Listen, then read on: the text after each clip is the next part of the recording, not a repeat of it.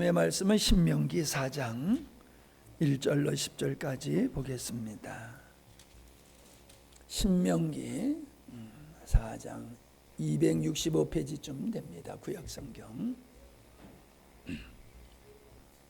교독하시겠어요? 이스라엘아, 이제 내가 너희에게 가르치는 규례와 법도를 듣고 준행하라. 그리하면 너희가 살 것이요 너희 조상의 하나님 여호와께서 너희에게 주시는 땅에 들어가서 그것을 얻게 되리라.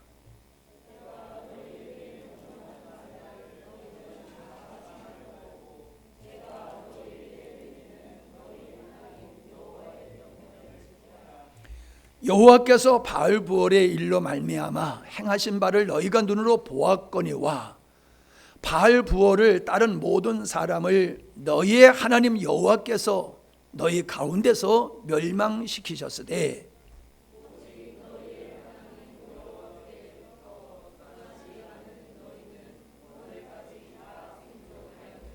내가 나의 하나님 여호와께서 명하신 대로 규례와 법도를 너희에게 가르쳤나니 이는 너희가 들어가서 기업으로 차지할 땅에서 그대로 행하게 하려 함인즉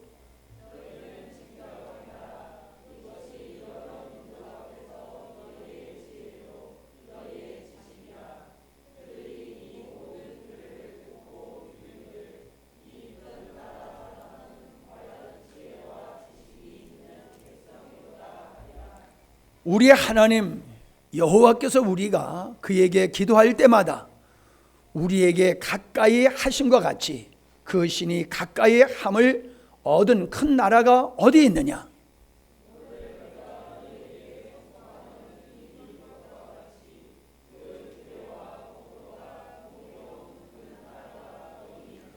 오직 너는 스스로 삼가며 내 마음을 힘써 지키라. 그리하여 네가 눈으로 본 그 일을 잊어버리지 말라.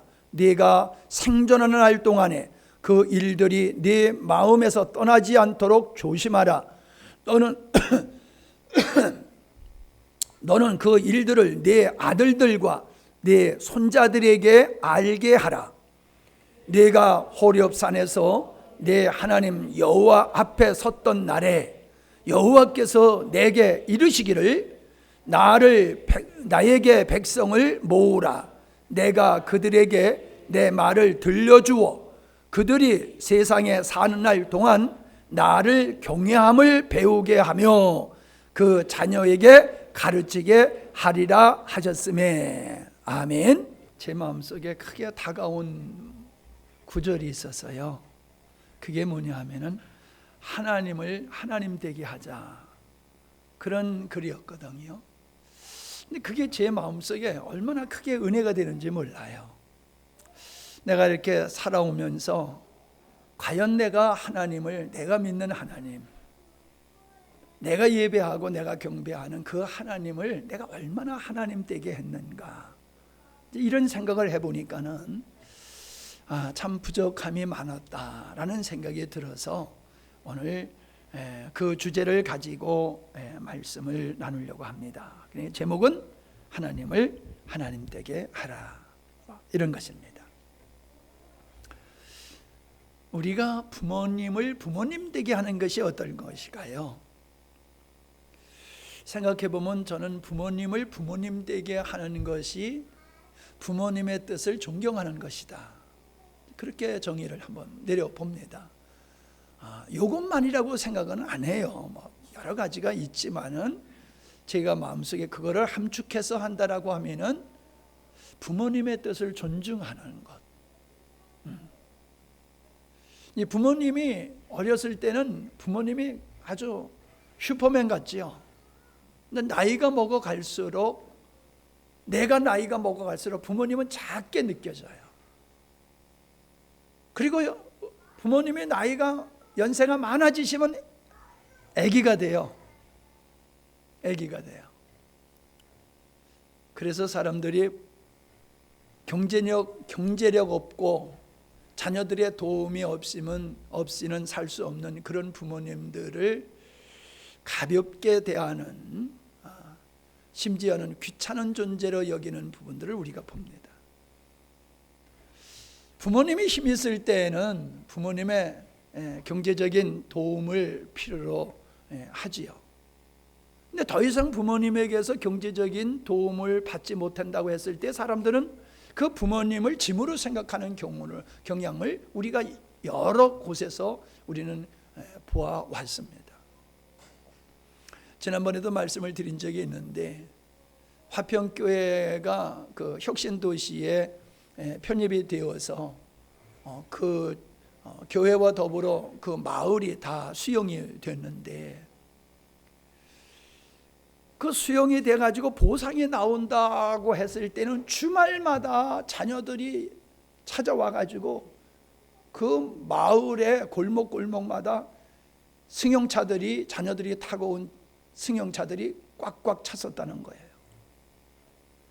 보상이 끝나니까는 개미새끼 하나 안 보이더래요. 그 얘기를 하시더라고요. 참 그 얘기를 들을 때 마음이 얼마나 씁쓸한지 몰라요. 그냥 부모님이 보고 싶어서, 부모님이 그리워서, 부모님이 어떻게 지내시나 그게 궁금해서 찾아온 게 아니라 보상을 받는다고 하니까 어떻게든지 내가 조금 더 다른 형제보다도 더 좀 얻어갈까, 뭐 그런 마음으로 그렇게들 찾아오고 뭐 선물들도 하고 그러지 않았나. 뭐 꼭 그렇다라고 단정할 수는 없겠지요. 그러나 보상이 끝나고 사람들이 찾아오지 않는 모습을 봤을 때는 우리는 그렇게 의심할 수밖에 없다는 거지요.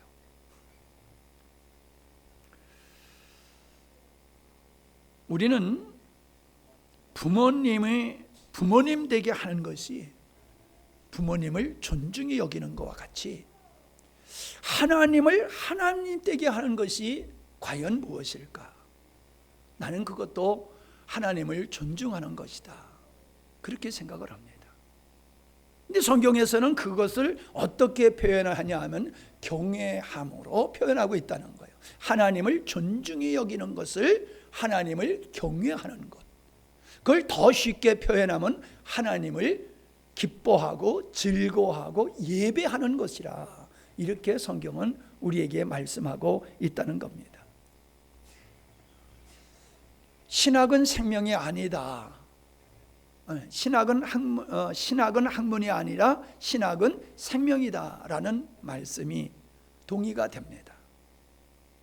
하나님이 어떤 분이냐고 하는 것을 신학적인 관점에서 내가 아는 것과 그 하나님과 나는 어떤 관계냐라고 하는 것이 있습니다. 하나님은 어떤 분이시지라고 하는 건 존재에 관한 거예요. 존재. 근데 하나님이 나와 어떤 관계냐, 그 관계냐라고 하는 것은 개인적인 인격적인 관계를 의미하는 것이지요. 그러니까 하나님과 나와의 아름다운 관계가 이루어지기 위해서는 먼저 하나님의 존재를 먼저 알아야 되는 것이 선행되어야 되는 것이지요. 근데 중요한 것은 내가 하나님의 어떠한 분이냐라고 하는 걸 잘 안다고 해서 하나님과 나와의 관계가 아름다운 관계가 된다라고 하는 것은 꼭 아니라는 거예요. 근데 우리는 하나님이 어떤 분이라고 하는 걸 어릴 때서부터 모태신앙으로 듣고 예배 드릴 때마다 수없이 듣다 보니까는 너무나도 잘 알고 있습니다. 그 하나님의 어떤 분인가를 아는 것이 곧 그분과 나와의 관계요, 내 믿음의 수준이라고 착각하고 있다는 거죠. 이게 무서운 겁니다. 나 환자가 이미 자기가 감염이 되었어도 그걸 모른다는 거 아니에요? 3년 동안 내가 나병이 걸렸는데도 모른다는 거예요. 우리가 그런 게 많잖아요. 왜 건강검진을 합니까? 이미 내 안에 질병이 발생했음에도 우리가 그걸 느끼지 못하고 있다는 거예요. 그래서 의학으로서 그걸 미리 발견을 해가지고 내가 인지하기 전에 먼저 발견해서 치료하는 것, 그걸 위해서 우리는 가서 정기검진을 받고 있지 않습니까? 내가 모르는 사이에 손톱 밑이 썩어 들어가는 것과 같은 거예요. 내가 착각하는 순간에 나는 점점 내 마음이 굳어져 가고 완악해질 수 있다는 거예요. 예. 하나님은 어떤 분이십니까? 하나님은 천지 만물을 창조하신 분이고 주관자세요. 우리가 그분을 떠나서 산다라고 하는 것은 가지가 줄기를 떠나는 것과 같고 양이 목자를 떠나는 것과 같은 것입니다. 세상의 권력과 힘은 우리를 육체적이고 환경적인 것을 힘들게 할 수 있지 모르지만은 영혼을 지옥불에 떨구게 하지는 못하지요. 근데 영혼을 지옥에 보내실 수 있는 분이 하나님이시고 우리의 영혼에 영원한 영생에 참여하도록 하시는 분이 하나님이시라는 거지.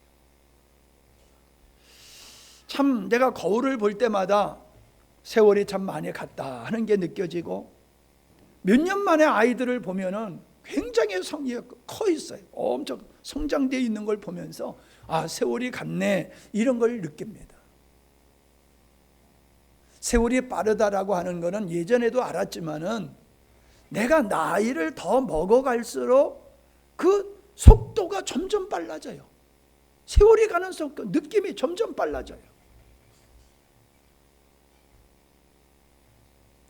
우리가 아무리 오래 살아야 몇 년을 살겠습니까? 영혼에 비한 100년이라는 세월은 이건 비교할 수 없는 거지요. 그런 영생, 우리가 영원히 사는 영생, 하나님 앞에서 영원히 사는 그 영생의 삶이 우리 앞에 있다는 거지요. 그리고 그 삶은 지금 이 땅에서부터 우리가 누리고 참여한 바 된다는 거 아닙니까? 이게 얼마나 소중합니까? 그런데 그것을 인지하지 못하고 그냥 다만 보이는 거 현실에 매여가지고 거기에 묶여서 사는 것이 얼마나 어리석고 얼마나 허황된 삶이냐라고 하는 것이 점점 느껴져요. 근데 나는 그게 점점 강화되어져 가는데 내가 주변의 사람들을 보면은 자유하지 못해요. 썩어져 갈 것, 불탈 것, 뭐 그 허황된 거, 바울이 말한 대로 배설물과 같은 것에 목을 메고 살아가는 걸 보면은, 그리고 신앙을 갖는 목적이 그런 것을 성취하기 위한 수단과 방법으로서 신앙생활을 하고 기도하고 뭐 철야하고 이러는 걸 보면은 너무 안타까운 마음이 듭니다. 아담의 실패는 하나님을 모르는 데 있었던 것이 아니에요. 하나님과의 관계의 실패였다. 하나님과의 관계의 실패였다. 인생에서 많은 사람들이 힘들어하는 이유의 근본을 따지고 보면 사람들과의 관계예요. 부부의 관계, 부모와 자식의 관계, 형제들과의 관계, 동료와의 관계, 이웃과의 관계, 사람과의 관계가 인생을 행복하게 하기도 하고 인생을 패배자로 만들기도 한다라고 하는 겁니다. 모든 행동에는 동기가 있잖아요. 그 동기가 아름다우면은 아름다운 인생이 되는 겁니다. 그 삶의 동기가 건강하지 못하면은 그 삶을 결국 성공적이고 행복한 승리의 삶을 보장하지를 못하지요. 우리는 하나님께서 우리에게 복을 주시는 하나님인 것을 우리는 알 수 있어요. 하나님께서 우리에게 복을 주기를 원하시는 거예요. 참 자녀들에게 뭔가 주고 싶고 사랑하는 사람에게는 뭔가 주고 싶고, 어저께도 참 어렵게 세상을 태어난 아이가 초등학교 3학년이 됐어요. 근데 얼마나 얘가 지혜롭고 총명하게 잘 자라는지 걔 별명이 방콕이래요. 방콕. 방에만 박혀 있고 뭐 이렇게 운동하는 거 안 좋아하고 책 보는 거 좋아하고 뭐 이렇게 연구하는 거 좋아하고 어린아이가 그런데요. 그런데 얘가 함양만 가자 그러면 그냥 벌떡 일어나서 온대요. 그리고 그렇게 우리를 좋아해요. 어려서부터 그렇게 좋아해요. 걔가 왔는데 내가 걔한테 용돈을 주고 싶어요. 용돈을 주고 싶은 거예요.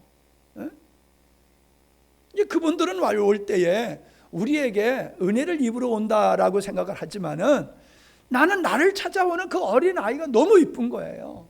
그래서 용돈을 준비해 가지고 걔를 안아주면서 머리를 쓰다듬으면서 용돈을 줬더니 얼마나 좋아하는지 몰라요. 엄마 할머니가 더 좋아하더라고. 애들보다. 이게 사랑하는 사람에게는요, 내가 귀하게 여기는 사람에게는 주고 싶어요. 모든 거, 뭐 어떤 거든지 주고 싶어요. 뭐 줄 게 없을까? 뭐 줄 게 없을까? 여보, 뭐 없어? 좀 찾아봐. 그런다고요. 하나님은 하나님 독생자 예수님을 우리를 위해서 주셨어요. 그게 뭐 용돈 얼마 주는 거예요? 인간의 몸으로 이 땅에 오셔서 십자가를 지시는 수모와 고통의 자리로 대속물로, 대속의 제물로 아들을 내어 주셨단 말이에요. 여러분, 우리가 이 나라 이 민족을 사랑한다고 했을 때에 내가 내 목숨은 내놓을 수 있어도 내가 내 자녀들의 목숨을 나라를 위해서 내놓을 부모가 어디 있겠어요? 여러분, 우리는 정말로 주님이 하나님께서 우리를 얼마나 사랑하시느냐, 독생자까지 주셨는데 그 외에 어떤 걸 안 주시겠느냐. 난 그 말씀이 아멘입니다. 중요한 건 뭐예요? 하나님은 때에 맞게 주신다는 거예요. 때에 맞게 주시고 형편에 맞게 주신다는 거예요.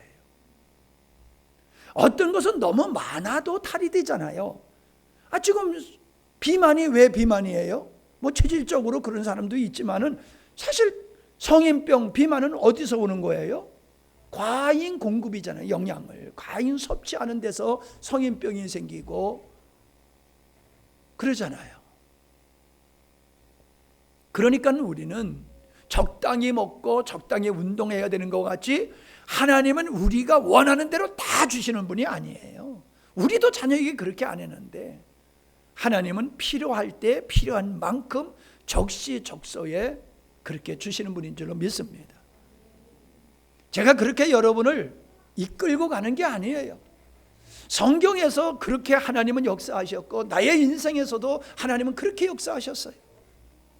그 내 뜻과 맞지 않다 보니까는 좀 답답하게 느껴질 때도 있었고 참으로 짜증나는 때도 있었어요. 그러나 하나님은 돌이켜보면은 가장 합당한 것으로 가장 합당한 때에 나에게 은혜를 베푸셨다라고 하는 겁니다. 그런데 하나님은 그러한 하나님께서 우리에게 은혜를 주시는 하나님께서는 은혜를 주시고 싶어도 우리가 받을 그릇이 준비되어 있지 아니하면은 못 주신다는 거예요. 그러니까 주는 것이 그에게 독약이 되는 거거든요. 왜? 거기에 빠지고 그것 때문에 하나님을 멀리 할 수 있기 때문에 하나님은 안 주세요. 때가 돼야지 주시고 준비가 돼야지 주세요. 받을 만한 자세가 되어 있을 때 주세요. 아멘. 우리는 이것을 잊어서는 안 돼요. 뭐 구하기만 하면 하나님이 주신다? 천만의 말씀이에요. 구한다고 하나님께서 나에게 그냥 막 던져주시는 분이 아니더라는 거예요. 자, 오늘 우리가 읽은 신명기 4장 10절을 보세요. 4장 10절. 네가 호렙산에서 네 하나님 여호와 앞에서 섰던 날에 여호와께서 내게 이르시기를 나에게 백성을 모으라. 내가 그들에게 내 말을 들려주어 내 말을 들려준다. 내 뜻을 그들에게 밝히겠다는 거예요. 불러 모아라. 내가 밝히겠다, 내 뜻을. 그게 뭐예요? 그들이 세상에 사는 날 동안, 우리가 이 땅에서 사는 날 동안, 너희들이 이 땅에서 사는 날 동안 하나님이 하시는 거예요. 말씀이에요. 나를 경외함을 배우게 하며, 하나님을 경외하는 것을 배우게 하며, 너만 배우는 게 아니라 너의 자녀들에게도 하나님 경외하는 것을 가르치라. 그렇게 말씀하고 계세요. 이게 하나님께서 애굽에서 살던 그들을 출애굽시키셔서 하나님의 산 호렙산에 데리고 오셔서, 야, 내 백성을 다 불러 모아, 내가 할 말이 있어, 내 뜻을 전할 거야. 근데 그게 뭐예요? 나를 경외하는 것을 그들이 배워야 된다는 거예요. 그리고 가르쳐야 된다는 거예요. 그러니까 우리가 이게 얼마나 중요한지 몰라요. 자, 5장 29절을 한번 보세요. 5장 29절.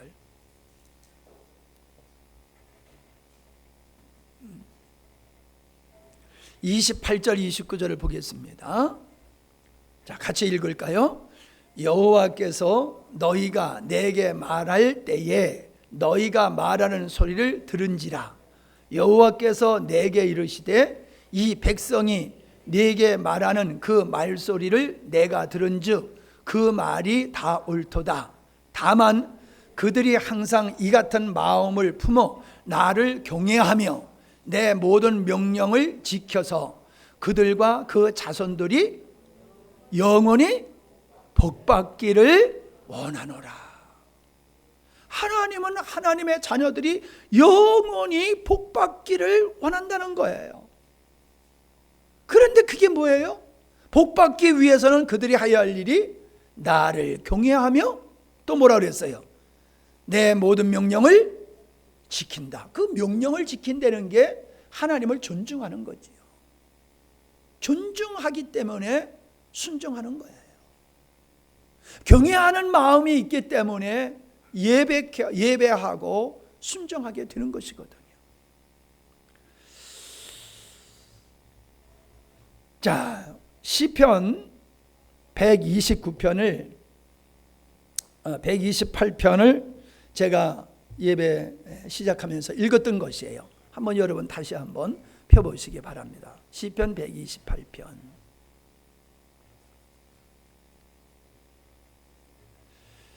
여호와를 경외하며 그의 길을 걷는 자마다 복이 있도다. 누가 복이 있다고요? 여호와를 경외하며 그의 길을 가는 거. 그의 길을 가는 게 뭐예요? 하나님 말씀, 규례와 법도를, 말씀을 순종하는 거지요. 주님의 길을 걷는다는 것은 그 사람이 복이 있도다. 2절, 네가 네 손이 수고한 대로 먹을 것이라. 네가 복되고 형통하리로다. 네 집 안방에 있는 네 아내는 결실한 포도나무 같으며 네 식탁에 둘러 앉은 자식들은 어린 감람나무 같으리로다. 그러니까 건강한 포도나무와 감람나무에서 열매가 주렁주렁 맺어지는 것과 같이 너 아내가 그렇게 복된 모습을 가질 것이고 내 자녀들이 그렇게 복된 자가 될 것이다. 누가? 하나님을 경외하고 그의 길을 가는 자. 4절, 여호와를 경외하는 자는 이같이 복을 얻으리로다. 여호와를 경외하는 자는 하나님께 복을 받는다는 거예요. 복을 받는다는 거예요.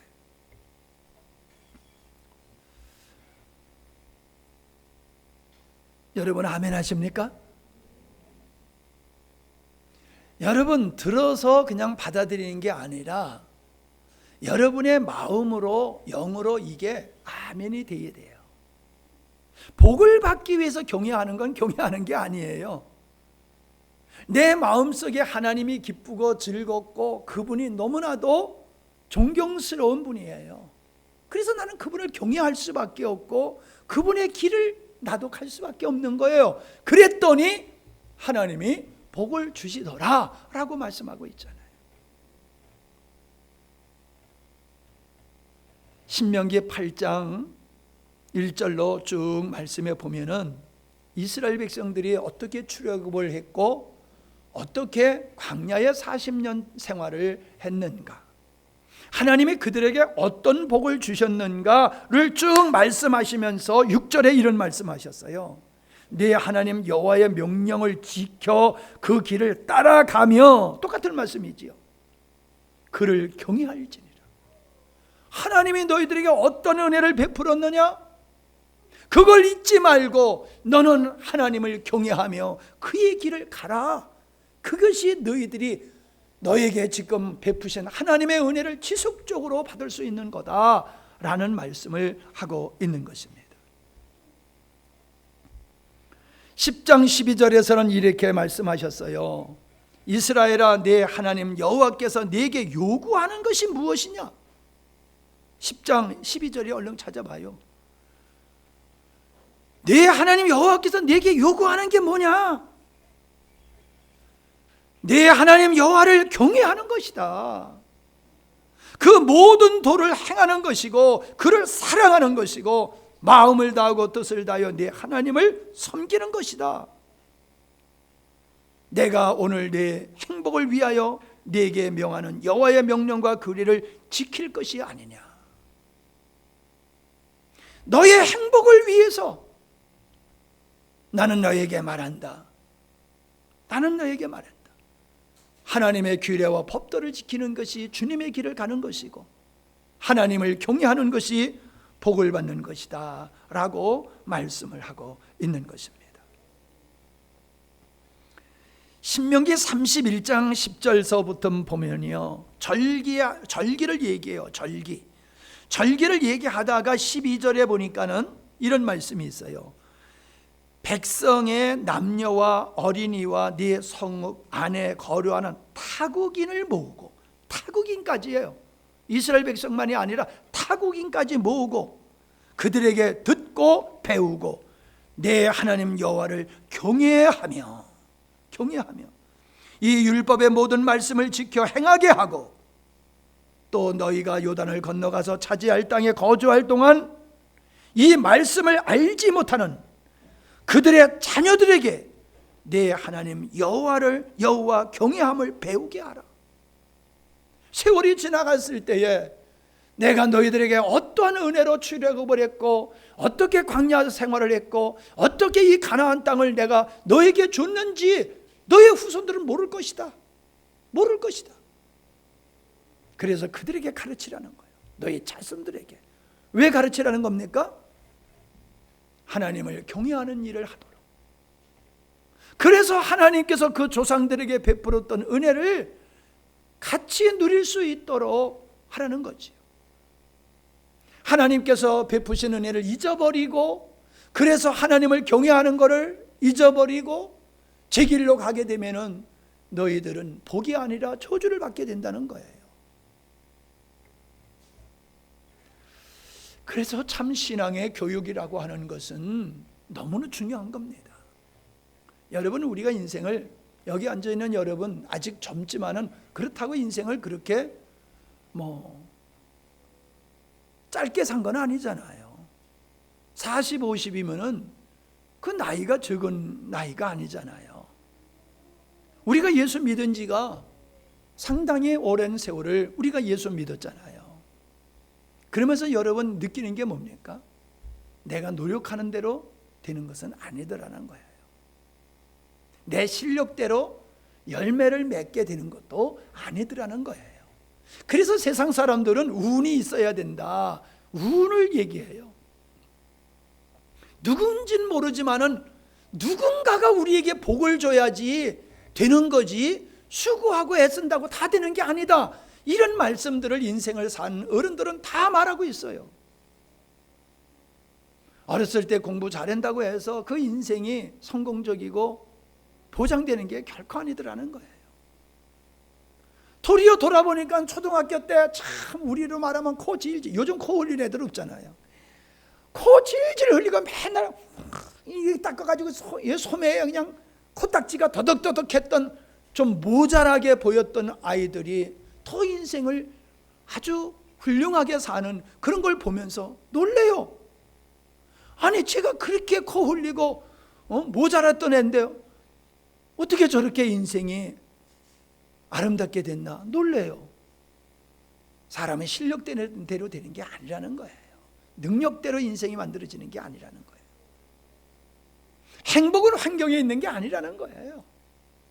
우리는 그 모든 행복의 근원이 어디 있느냐를 우리는 알지요. 세상 사람들은 몰라요. 우리는 알아요.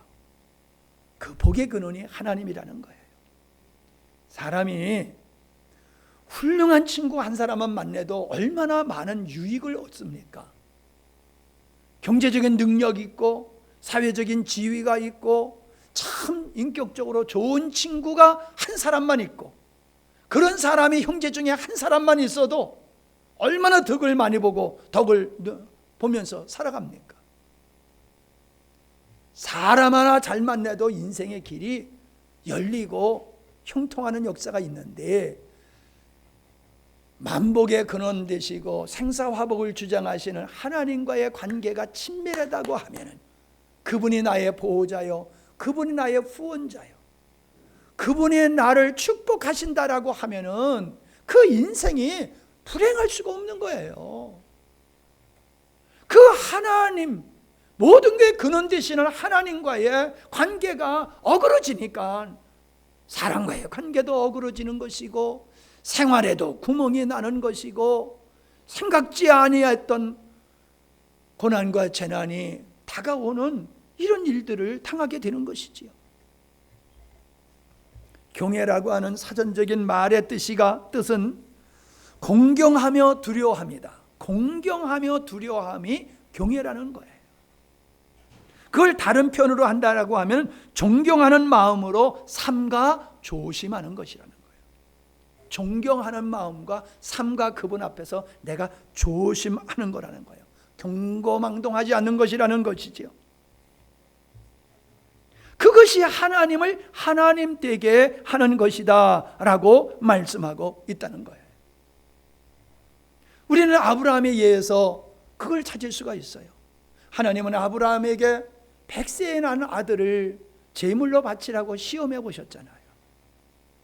그렇지, 아브라함은 그 100세에 낳은 그 소중한 아들을 하나님의 말씀을 따라서 제물로 드리려고 했었다는 거지요. 그때 하나님이 하신 말씀이 뭐예요? 이제야 네가 하나님을 경외하는 줄을 알았다, 그렇게 말씀하고 있어요. 하나님을 경외하는 것이 어떻게 드러났어요? 순종으로 드러났다는 거예요. 순종. 주님의 길을 걸어가는 것을 통해서 하나님을 경외함이 증명되는 것이라는 거예요.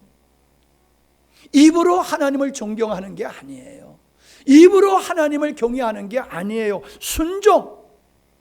주님의 길을 가는 것으로 하나님을 경외함이 나타나야 된다는 거예요. 나타나야 된다는 거예요.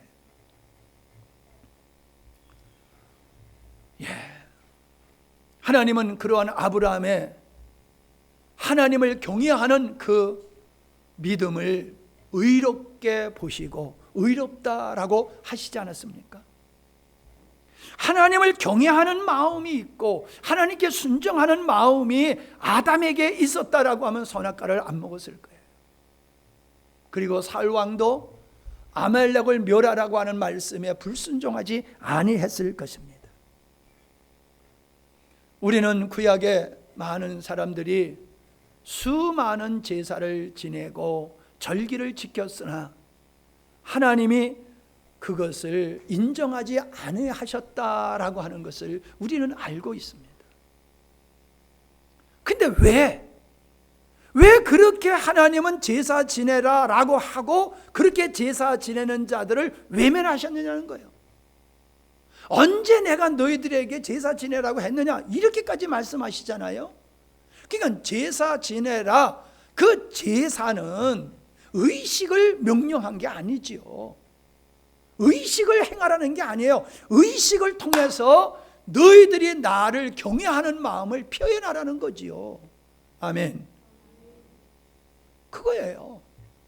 지난 수요일 저는 이 비유에 관한 말씀을 시작하면서 얼마나 내가 은혜 받았는지 몰라요. 비유의 말씀은 비유 자체가 목적이 아니라 어떠한 당신의 전하고자 하는 메시지를 사람들이 잘 이해하도록, 제자들이 잘 이해할 수 있도록 하기 위해서 비유를 들었다고 하는 거예요.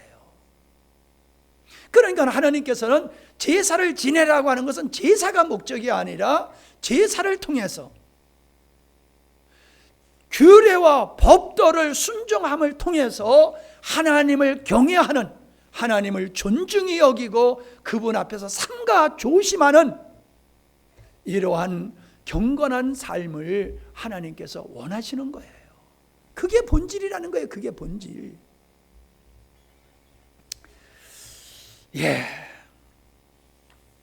그런데 이스라엘 백성들은요, 제사를 지냈지만은 그들의 마음속에는 하나님을 경외하는 마음, 사랑하는 마음이 없이 제사를 지냈다는 거예요. 근데 더 그들의 본심이 적나라하게 드러난 것이 뭐냐 하면 그들은 하나님도 섬기고 바알신도 섬겼다는 거예요. 우리 때는 이렇게 생각하지요. 아니, 하나님을 섬기면서 어떻게 바알신을 섬겨? 말도 안 돼. 이런 생각이 들지요. 근데 우리가 하나님도 섬기고 바알도 섬기고 있어요. 우리가. 자, 보세요.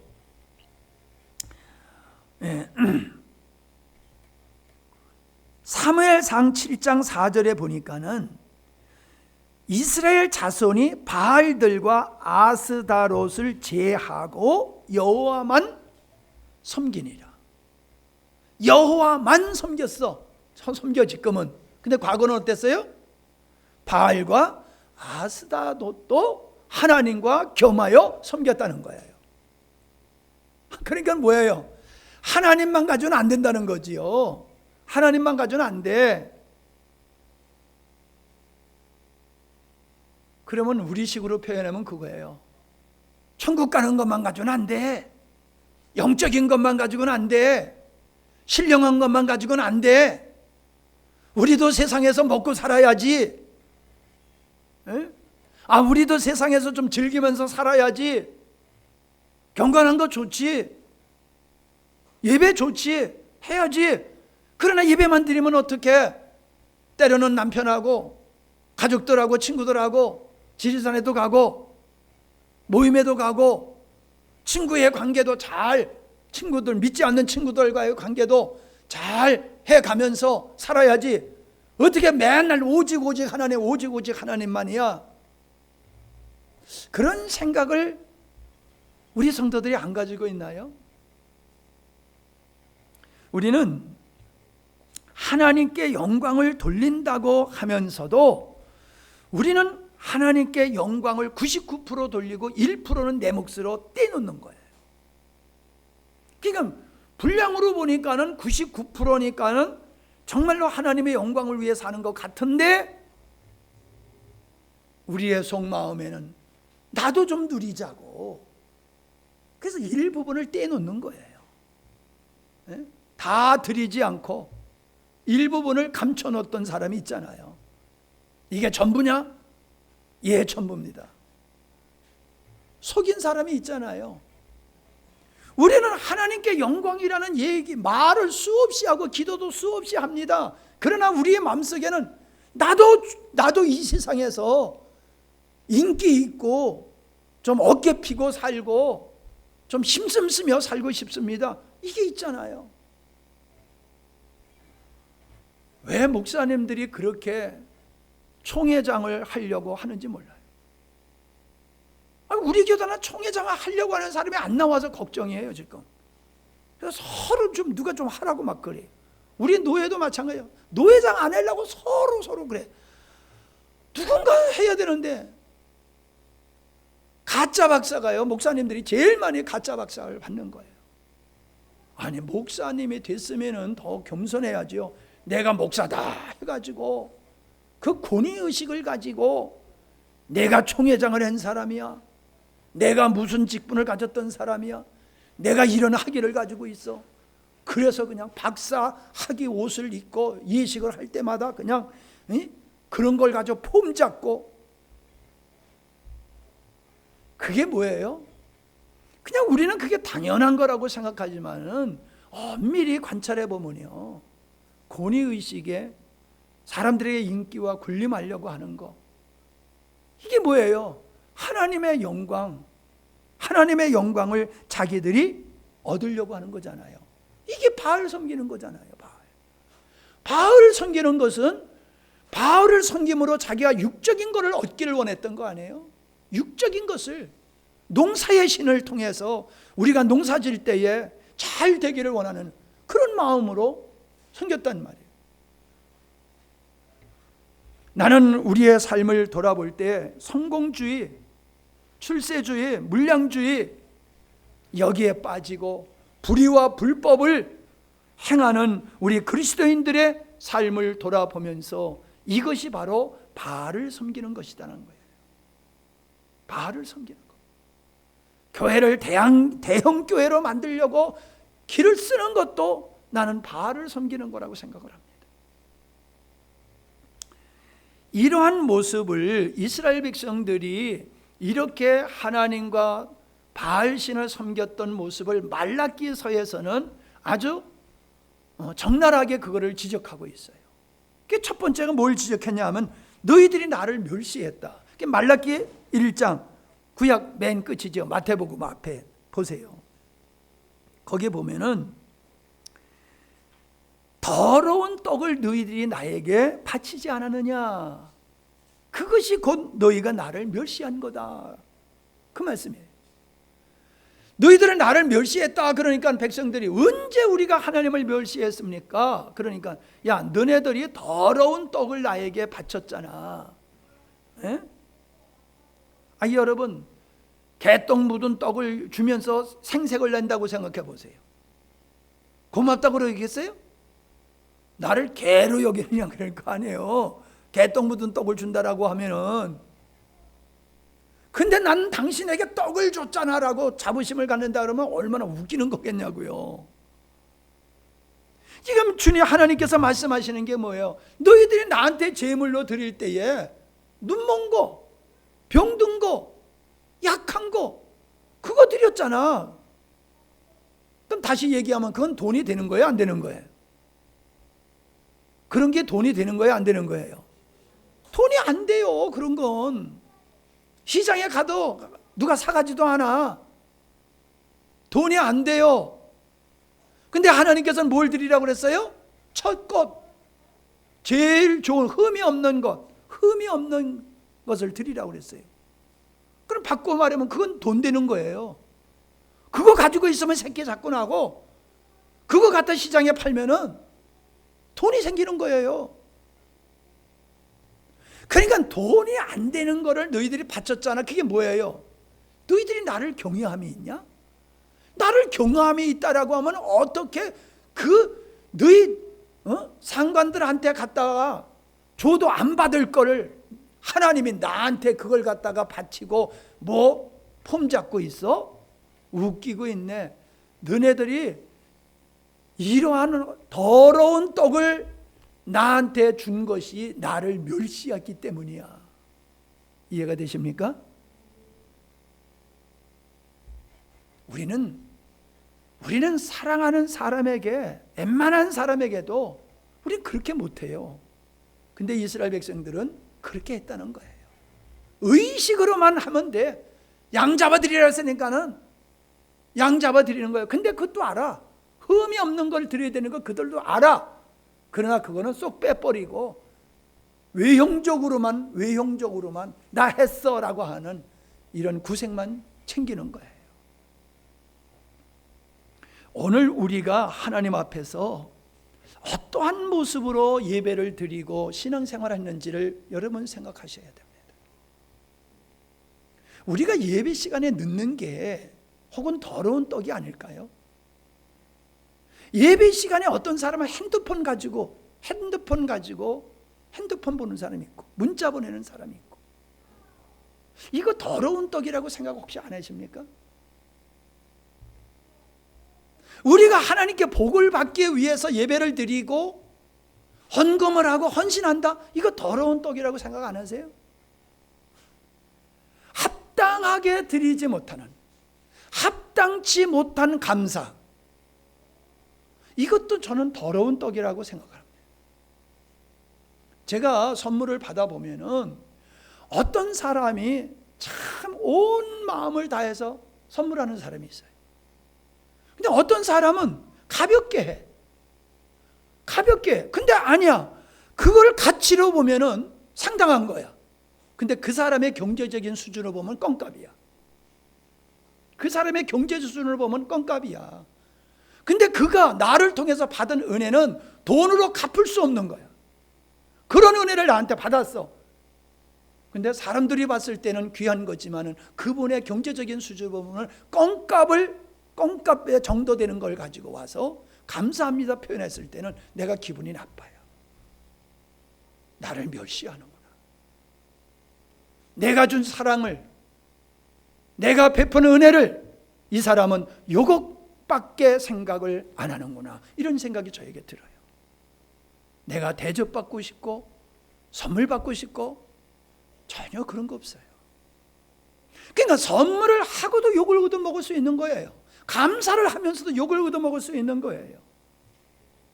우리는 하나님이 내게 주신 은혜에 합당하게 우리가 하나님 앞에 헌신을 하고 감사를 하고 예배를 드려야 되는 거예요. 예배는 드려도 되고 안 드려도 되고, 늦어도 되고 안 늦어도 되고, 내 마음대로 예배 드리다가 왔다 갔다 해도 되고, 핸드폰 봐도 되고. 그게 뭐예요? 하나님을 존중하고 그분 앞에서 조심하는 것이 경외라고 했는데, 그런 마음을 가졌으면 그렇게 하겠냐는 거예요. 그렇게 할 수 없지요. 그렇게 할 수 없지요.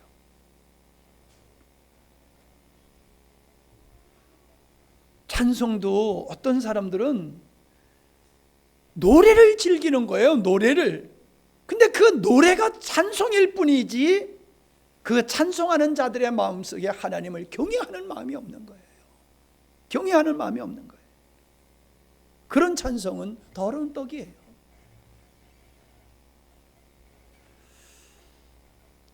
그래서 뭐라고 말씀하는 10절 말씀에 보면은 나를 괴롭게 했다. 자, 17절 말씀에 보면 괴롭게 했다. 너희가 말로 여호와를 괴로우시게 하고도 이르기를 우리가 어떻게 여호와를 괴로우시게 하였느냐 하는도다. 하나님을 괴롭게 했다는 거예요. 왜? 10절을 보세요. 10절. 만군의 여호와가 이르노라 너희가 내 단 위에 헛되이 불사르지 못하게 하기 위하여 너희 중에 성전문을 닫을 자가 있으면 좋겠다. 성전문을 닫아서 제사 지내지 못하도록 막아주는 사람이 있으면 좋겠다. 더러운 떡을 갖다가 바치면서 생색내는 그걸 난 더 이상 볼 수가 없어. 난 너무너무 괴로워. 그러니까 제발 좀 더 이상 그렇진 못하게 좀 막아줄 사람이 있으면 좋겠다. 이렇게 말씀하고 있잖아요. 오늘 내 깐에는 하나님을 기쁘시게 한다라고 하지만은 하나님을 하나님 댁에 여기는 마음으로 하는 게 아니라 하나님을 수단으로 하나님 앞에서 이거 하지 아니하면 벌 받을까 봐 뭐 그런 차원으로서 뭘 한다라고 하면 그건 예배가 아니라 수험 어떤 거라 할지라도 하나님이 보실 적에 그거 더러운 떡이고 그건 나를 도리어 괴롭히는 거야 라고 말씀하고 있다는 거지. 이것이 저의 눈에도 보여요. 저 사람의 예배는 더러운 떡의 수준이로구나. 내 말은 못해요. 내가 말은 못해. 그런 내가 느낌은 있어. 정확하진 않을 수 있지. 내가 이해도 해. 그러나 내가 이해는 하지만은 정말로 당신의 마음속에 하나님을 경외하는 마음이 있다라고 하면은 그렇게 하겠냐는 거예요. 지난주에 우리 막내 여동생이 첫째 딸을 시집을 보내는데 11시에 예식이에요. 티맵을 찾아보니까는 3시간 10분 걸려요. 그러면 3시간 10분보다 적어도 10분 내지 20분은 더 앞서 들어가게 되거든요. 조금 이렇게 좀 빨리 가니까요. 근데 사모님이 늦으면 큰일 난다고. 한번 늦으면 어때? 결혼식에 좀 늦으면 큰일 난다고 그래가지고 6시 반인가? 그때 출발을 했어요. 시간이 남아돌아 죽겠는 거예요. 가는데 이거 뭐 어디 가서 기다리고 있어야 되냐 말이에요. 근데 갔더니요, 우리 동생들도 벌써 다 와서 있어. 야, 여러분, 부주만 내고 가는 사람이 있는가 하면은 시간 맞춰서 오는 사람이 있고 시간 전에 와서 준비하고 축하하는 사람이 있단 말이에요. 오늘 우리가 하나님 앞에 예배하는 것이 그저 주일마다 예배 드리니까 그냥 여러분이 가볍게 생각할 수 있는 게 아니에요.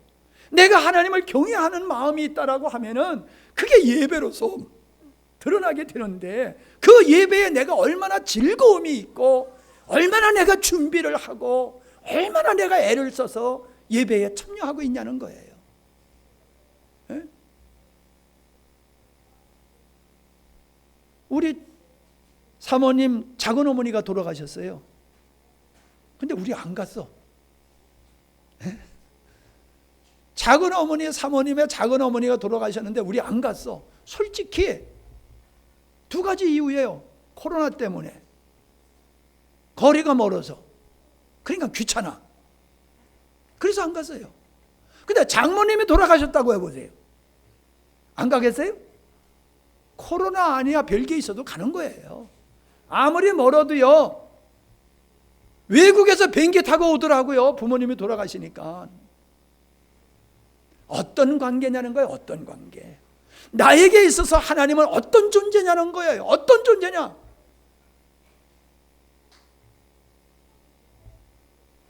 하나님을 하나님 되게 하는 것이 하나님을 하나님 되게 경배하는 거예요. 경외하는 거예요. 그만큼 하나님을 존중히 여기는 거예요. 그만큼 하나님 사랑하는 거예요. 그런 자에게 하나님께서는 복을 주신다고 말씀을 하고 계시지 않습니까? 그러면서 하나님께서는 말라기 3장 8절에 보니까는 너희들이 하나님 내 것을 도둑질했다라고 말씀하고 있어요. 내 것을 도둑질했다. 언제 우리가 하나님 것 도둑질했습니까? 그러니까 11조 떼먹는 거 하고 헌물 하나님께 드려야 할 거 쉽게 얘기하면 감사헌금이라고 생각하면 돼요.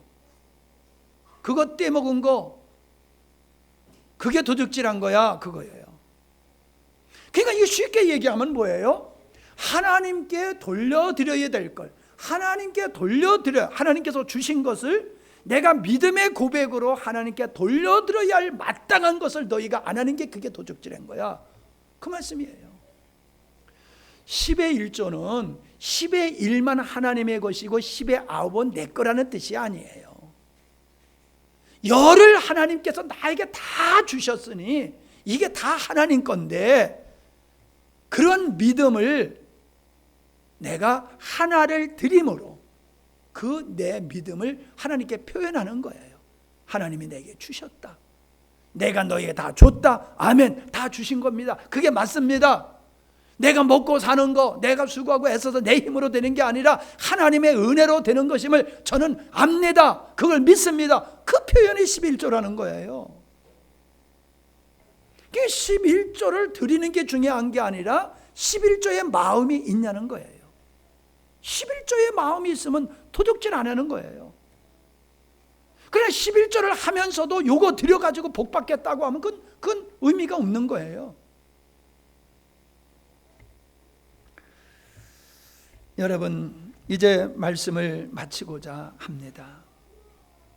저는 며칠 전에 텔레비를 보는데, 저는 뭐 CTS든가 뭐 이런 기독교 방송을 별로 잘 안 봐요.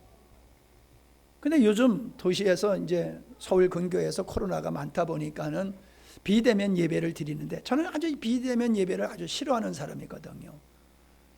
뭐 그럴 수 있어요. 그러나 그걸 정상적으로 여기는 것은 저는 동의하지를 못해요. 비대면 예배를 정상으로 보는 것은 저는 동의를 못해요. 그런데 어떤 분이 마침 기도를 하더라고요. 근데 카메라로 그 기도하는 사람을 이렇게 찍었는데 이렇게 보고 막 기도하고 보고 막 눈을 감고 기도하고 그게 은혜가 안 되는 거예요. 물론 참 주원부엄하지 않기 위해서 기도로 준비하면서 기도문을 작성한다는 거 저 이해를 합니다. 그런데 그분이 기도하는 모습 속에서 진정성이 안 보이는 거예요. 진정성이 안 보이는 거예요. 그냥 그가 무슨 내 기도의 내용이 뭔지는 그게 중요한 게 아니라 그 기도의 진정성이 안 보이니까 은혜가 안 돼. 그런데 화면에 기도하는 자를 딱 비치는데 옆에 사회자까지 여기가 보이는 거야. 사회자가 반쯤 걸렸어, 카메라에. 근데 이분이요, 지금 여기서 기도하고 있는데 기도는 안 하고 이거 찾았다가 저거 찾았다가 내내 기도 안 하고 뭘 주섬주섬 찾고 뭐 들여다보고 그러더라고요. 저 사람이 뭐 하는 사람인가 했더니 나와서 사회 보더라고. 아, 저 사람이 사회자구나. 예, 나도요, 기도할 때에 주님께서 어떤 말씀을 딱 주시면 그때 잊어버릴까 봐 메모를 할 때가 있어요. 기도할 때에 여러분 뭐 이렇게 좀 지시해야 될 거 있으면 지시할 때도 있어요. 저 이해해요. 그런데 그분은 잠시가 아니야. 내내 그러고 있더라고. 근데 그 교회가 얘기하면 여러분 다 알만한 유명한 교회예요. 여러분, 유명한 교회에서 이런 얘기가 있어요. 반주자? 유명한 반주자를 월급 주고 와서 반주하게 해요. 헌금성 할 때 성악하는 어떤 유명한 성악가를 데려다가 돈 주고 헌금성 부르게 해요. 나는 성가, 오늘 우리 여러분도 성가를 은혜롭게 했지만은 우리 서영재가 애들 안고 와서 난 저 찬양하는 게 너무 이뻐. 나는 그게 너무 재밌고 너무 좋아. 근데요, 여인들이 우리 여자 그 집사님들과 권사님들이겠지요. 그 가운을 입고 꽃을 딱 들고 하는데 아름답게는 하는데 이게 뭐 공연장에서 공연하는 것 같아. 공연장에서 공연하는 것 같아. 오케스트라로 빵빵거리고, 예, 저 근본적으로 그거 잘못됐다고 하지는 않습니다. 그러나 돈 주고 해야 된다, 보여주식으로 한다. 그래서 야, 우리 교회는 이런 예배가 이런 사람들이 와서 이렇게 헌신하고 있어. 무슨 헌신해요? 돈 받고 와서 하는데.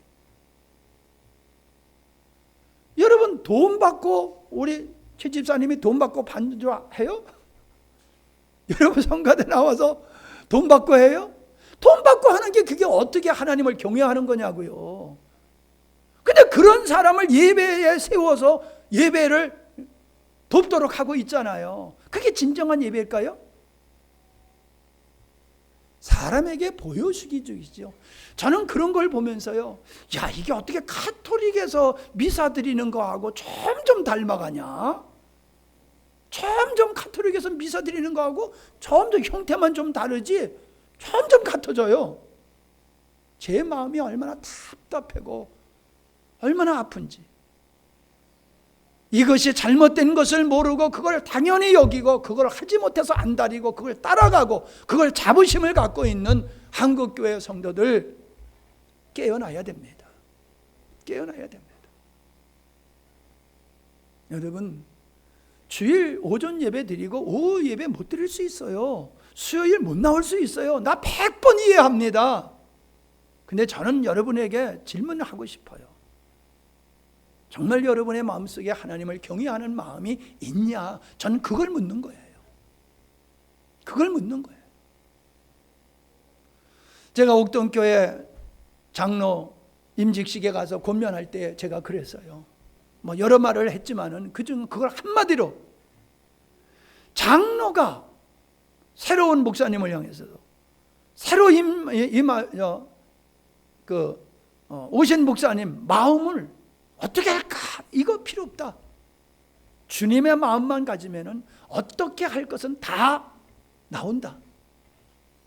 주님의 마음만 가지면 된다. 그랬더니 엊그저께 함양군 기독교 총연합회 총회를 하는데 어떤 목사님이 저를 붙들고, 목사님, 참 목사님이 그 권면의 말씀이 저에게 가슴에 와서 크게 닿습니다. 그러면서 말씀을 하시더라고요.